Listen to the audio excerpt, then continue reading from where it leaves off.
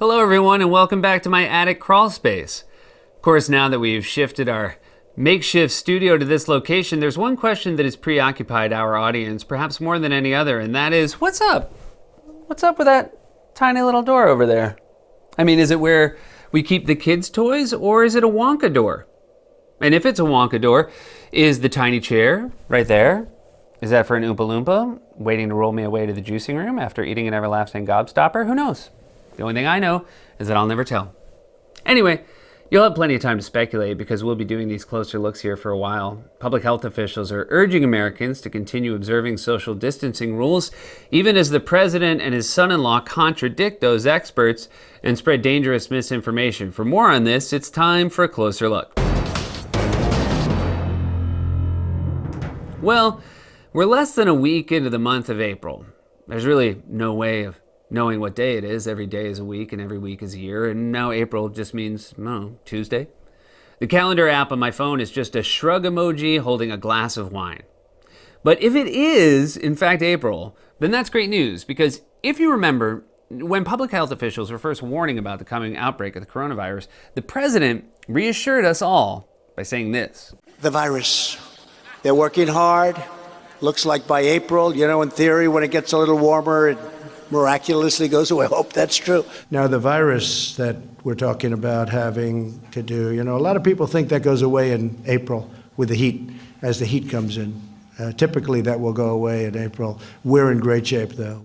President Xi, I know you spoke to him recently about coronavirus. I did. Some concerns that their economy is really going to tank because of this, and that could have a spillover effect here. What's your sense of their transparency right now, whether they're being more accommodating in terms of telling us what's going on and how it affects our economy? Well, I think China is very, professionally run in the sense that they have everything under control. I really believe they are going to have it under control fairly soon. In April, supposedly, it dies with the hotter weather, and that's a beautiful date to look forward to. First of all, you can tell my man spends too much time at Mar-a-Lago because he thinks April is when it gets hot. In February, the trees begin to bloom, and by April, you can barely touch your steering wheel.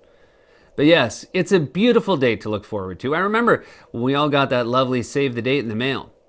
By the way, the anchor who conducted that last interview was since fired Fox Business host Trish Regan, who called coronavirus an impeachment scam. Remember her?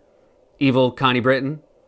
Friday Night Lights would have been a totally different show with her. Your team sucks, coach. And so do you. Also, it's high school football. Who cares? You know what I say? Dumb eyes, fat hearts can lose. I'm out of wine. But credit to Fox News, who will not hesitate to fire a host who peddles dangerous conspiracy theories as long as they're not Sean Insanity. Because Hannity will probably end his show tonight telling people that snorting Advil is both a cure for coronavirus and erectile dysfunction. And after that, they'll give him a raise. Great stuff with the Advil tonight, Sean. Where'd it come from? Would you believe I pulled it out of my ass? That ass of yours, Sean, it is a bottomless gold mine. Keep up the great work. Now, in the time Trump was dismissing the virus and claiming it would go away, he was repeatedly warned by intelligence briefings that this was a real threat. And in that time, the Washington Post reported his administration was beset by 70 days of denial, delays, and dysfunction. 70 days! And that's charitable because for Trump, you could say it's been 70 years of dysfunction. When he was born, the doctor spanked him on the butt to hear him cry, and instead Trump called him nasty and served him with a lawsuit. There's an expression I use, wah. Some people say I invented it. It's baby Trump. In a normal world, a story about a 70-day delay in the face of a pandemic would be cause for impeachment or removal, or at the very least, embarrassment and shame. But the president insisted that April would be the magic date, so we could all just look forward to that. So let's check in on his daily mini-MAGA rally in the White House briefing room on Saturday to see how that prediction is working out. This will be probably the toughest week between this week and next week. And there'll be a lot of death, unfortunately, but a lot less death than if this wasn't done. But there will be death. There will be death? It's kind of a 180. Everything was going to be fine, and now you sound like the captain of the wrestling team who just saw a nerd dancing with his girlfriend. There will be death! It's a beer can. What happened to April? It's become clear now that the end date we had been promised was in fact an April Fool's joke pulled on us by the virus. So now we know corona to be both highly contagious as well as mischievous in spirit. A Loki, if you will. Now, you might hear that new tone and think, oh, I guess the president, like any decent human being, has admitted he was wrong, made amends by doing everything he can to rectify the situation, and apologized. And if you are thinking that, congratulations on waking up from your 3.5-year coma. But bad news, there's this thing called coronavirus. Anyway, your doctor will tell you. Because, as usual, Trump insisted that he was right when he said the virus would simply go away. If you look at those individual statements, they're all true. Stay calm. It will go away. You know it is going away.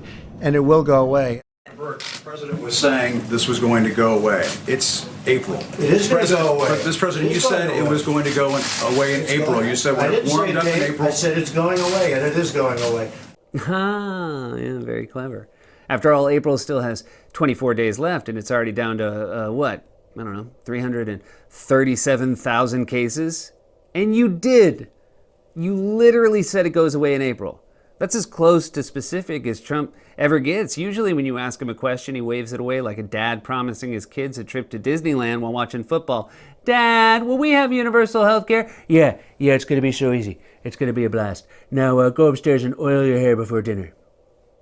And then last week, the media fell for his fake somber Trump shtick and asked him if his thinking had changed from when he said the virus would go away in April. Is there any fairness to the criticism that you may have lulled Americans into a false sense of security when you were saying things like it's going to go away? Well, it is. And that sort of thing. But Jim, it's going away. But when you were saying it's going to go away, hopefully at the end of the month, and if not, it hopefully will be soon after that. But hasn't your thinking on this evolved? Jim, it is going away. Hasn't your thinking on this evolved? You're taking it more seriously now.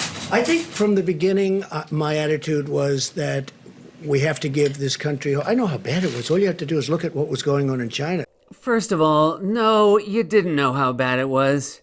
You treated coronavirus like a high school baseball coach talking to a kid who just got hit by a line drive to the head. How many fingers am I holding up? 50? He's good to go! Get him back in there! Of course, his thinking hasn't evolved. He's barely evolved. I mean, look at him. He looks like one of those early tetrapods that crawled out of the water and learned how to walk on land, but then he didn't learn how to hunt or fish, so he ended up just walking around in circles like a dude waiting for a crosstown bus. Anyone know when the M15 is coming? Canceled? Why? Because of coronavirus, but it's April. So Trump insists he was right when he said it would go away possibly by the end of this month. Now, you could either believe him or you could believe Bill Gates. Well, this is a nightmare scenario because human-to-human transmissible respiratory viruses can grow exponentially. If we continue countrywide and we're testing the right people to understand what's going on, which is not the case yet, those numbers will start to go down, and then we can look at some degree of opening back up. Things won't go back to truly normal until we have a vaccine that we've gotten out to basically the entire world. So there you go. Who are you going to believe? The pioneer of the microcomputer revolution who founded Microsoft and is currently working on ending polio and malaria, or the guy who once tweeted, Victoria's Secret reps were nasty to Kate Upton and now she's doing great? That tweet is from 2013, and while I don't know what it's about, I am genuinely curious, and I intend to do some Google investigating as soon as this pandemic is over. Also, why were you commenting on that? Is that what you used to spend your time on before you became president? Mr. Trump, we're ready to shoot The Apprentice. Yeah, quiet. I'm taking sides in Upton v. Secret. And now, in part, because the president waved away the problem for 70 days, we're facing both an unimaginable tragedy and also an economic collapse that has already resulted in the worst weekly jobless claims numbers we've ever seen. And yet, Americans are still having trouble accessing government benefits. Just take this story from the New York Times about one applicant who sought jobless benefits and was told to find a fax machine. Some attempts to apply for benefits yielded a pop-up message that suggested using Netscape, a browser that effectively no longer exists. One applicant said he was taken aback to hear he had to find a fax machine to complete his claim. My God, it's 2020 in the richest country on earth, but if you need government benefits, you have to go on an early 90s treasure hunt. Hey guys, I found a clue. If financial aid you wish to get find yourself a gigapet. They have to use Netscape and fax machines. What if they want to apply in person? Do they have to go to a Hollywood video? Great. Okay, thank you for this. Now, the last thing you need to do before you collect your benefits is watch this VHS copy of Gremlins. That will be followed by a short quiz, just so, we're sure you understand the Gremlin rules in regards to, sunlight, water, when's a safe time to feed them. That's a Gremlin bit that I would not have done if we were in the studio. But this is not some accident of history. There's a reason you can get a package of alcohol wipes from Amazon in 48 hours, but to apply for unemployment benefits from the government, you have to download MS-DOS. The reason is that billionaires and corporations have hollowed out our public infrastructure with the help of corporate ghouls in the political establishment. Now, companies like Amazon are more powerful than our decrepit federal government. In fact, our sadistic President Jigsaw over here won't even help the millions of people who still don't have health insurance get that insurance during a pandemic. One study found that uninsured Americans could be facing nearly $75,000 in medical bills if hospitalized for coronavirus. And yet Trump has refused to open a special enrollment period on the Obamacare marketplace for people to buy health insurance. Now, to be clear, if you had insurance through your job and lost it, you can buy insurance on the Obamacare marketplace. This is for people who are uninsured that, if they were to get sick, could be ruined financially. And Donald Trump knows a thing or two about being ruined financially because, remember, he's done it like 6 times. He's gone bankrupt so many times, he's close to getting a free sub. And that will mean the world to him. And yet, sadly, Trump lost the part of his brain responsible for empathy years ago when he tried to squeeze himself into a golf cart and bumped his head on the roof. I'm going to give you all bonuses because every life is precious and everyone deserves to be happy. Ow! Oh! Also, if you ever need a ventilator, go yourself!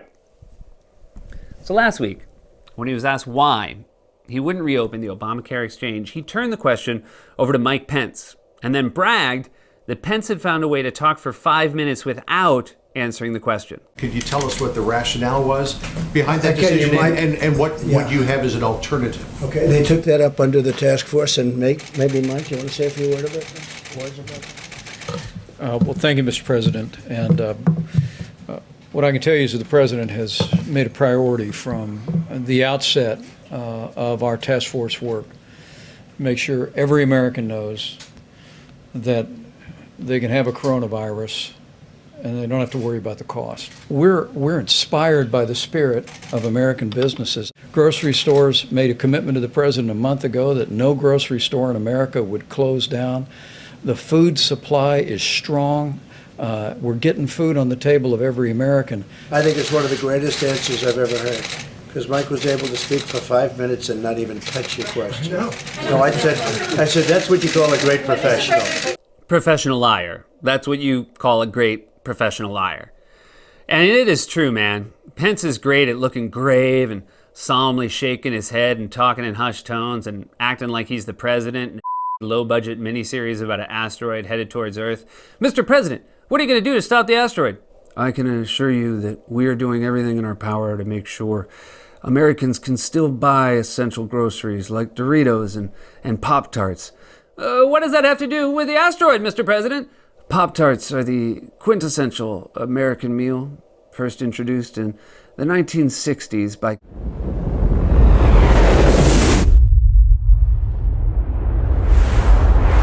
Also, think about how much of a sociopath you have to be to brag that you didn't answer a question about whether Americans can get health care during a pandemic.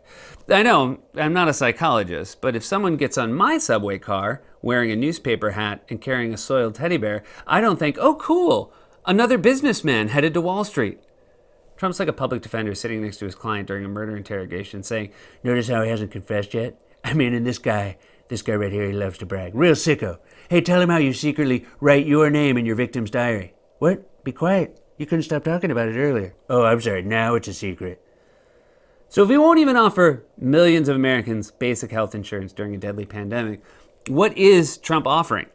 Well, like a true huckster, he's selling them an unproven medication that's still in clinical trials, telling people to try it, even though it could have dangerous side effects before it's approved by actual medical professionals. And I hope they use the hydroxychloroquine, and they can also do it with Z-Pak, subject to your doctor's approval and all of that. But I hope they use it because I'll tell you what, What do you have to lose? There's a possibility.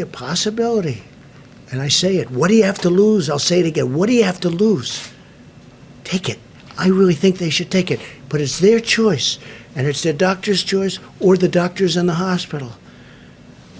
But hydroxychloroquine, try it if you'd like. Jesus. We've been calling Trump a snake oil salesman for years, and now he's literally standing at a podium trying to sell us a miracle cure. They call it hydroxychloroquine. And let me tell you, folks, it's a genuine all-purpose miracle cure. Hey, you, sir, you look like you want to say something. Yes, I tried it, and both my acne and my coronavirus went away. And you and I have never met, sir. So there you have it, folks. There you have it. What have you got to lose? By the way, you know Trump and his buddies own stock in hydroxychloroquine because it's a 6-syllable word, and he didn't stumble on it once. Of course, it makes sense that a lifelong con artist like Trump would push another miracle cure. I mean, this is the same guy who sold people scam vitamin supplements based on a urine test, not made up, a real thing. How would you even tailor vitamins based on someone's urine anyway? By sniffing it?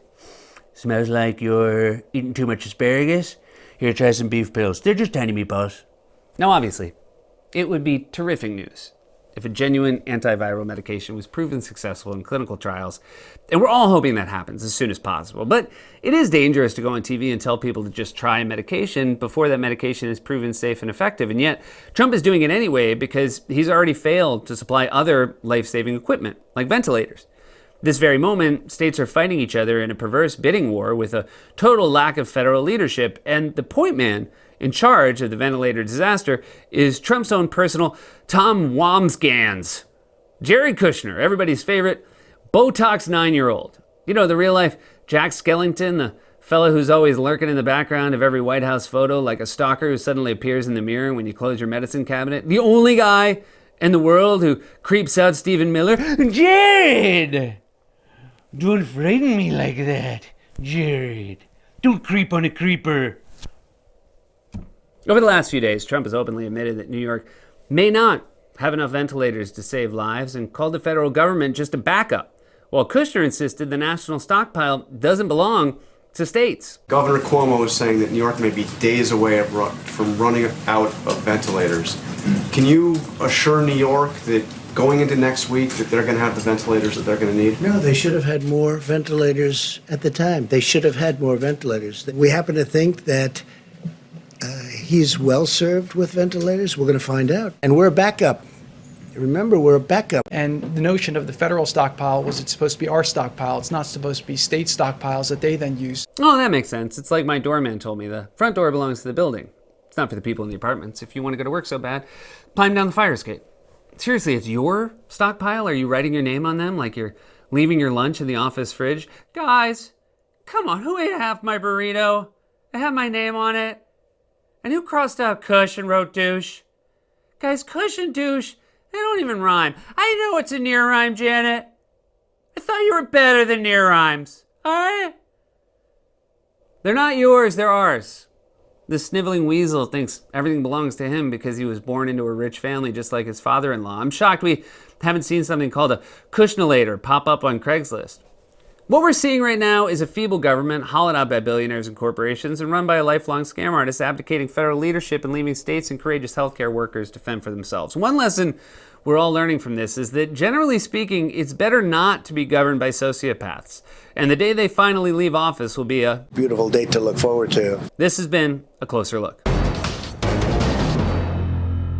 City Harvest exists to end hunger in communities throughout New York City. They are working hard to support New York City families who are out of work due to the COVID-19 pandemic. If you're watching this on YouTube, please hit the donate button. Stay safe. Wash your hands. We love you.